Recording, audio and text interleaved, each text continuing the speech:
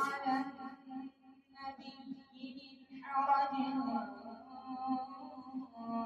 فيما فرض الله له سنة الله في الذين خلوا من قبل وكان أمر الله قدرا مقدورا الذين يبلغون رسالات الله ويخشونه ولا يخشون أحدا إلا الله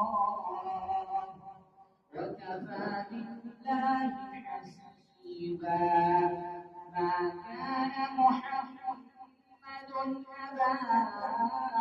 أحد